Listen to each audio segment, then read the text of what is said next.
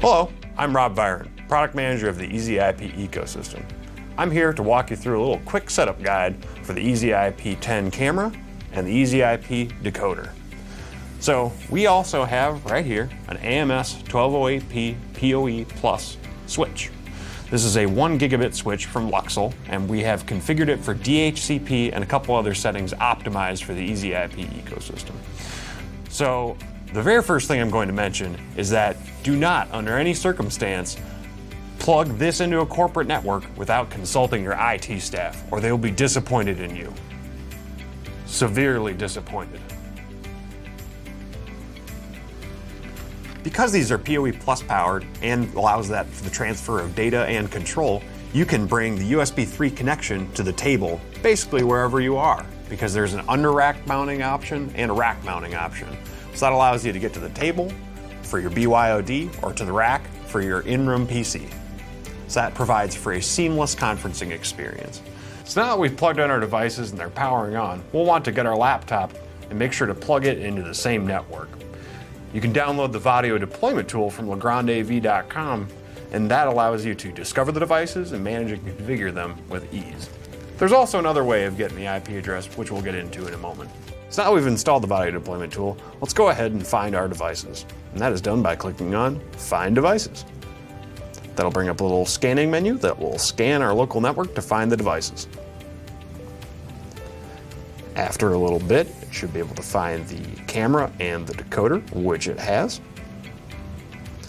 So we can go ahead and go to the decoders page where we can pair with the other camera. Now, it'll bring a little bit of a scary warning up here that can be safely ignored. So we can go ahead and proceed to unsafe.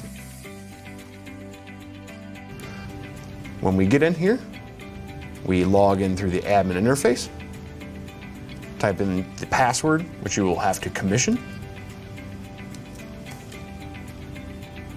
Go over to your directory, edit input, discover the devices, which will allow this program to pair the decoder to the camera.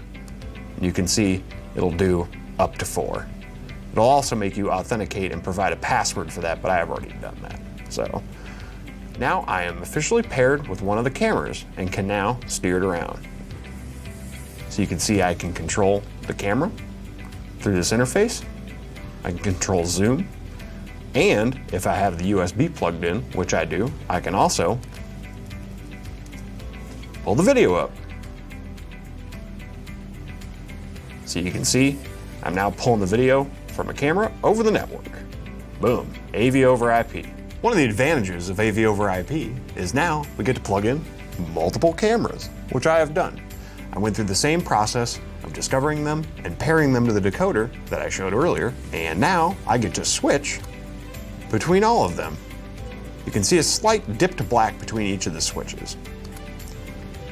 So now I can also pan and tilt the camera, recall presets, and do any number of color changes and adjustments to the CCU settings, all from the same interface. This is one of the advantages of the EasyIP ecosystem. In addition to the video components of this system, I can also plug in one of our well-known EasyMic products. This provides an echo-canceled channel for your conferencing needs out of the USB 3 port. When I plug that in, it also provides a control mechanism for the IP stream. If I click the home button, that will cycle through the cameras that I am paired to.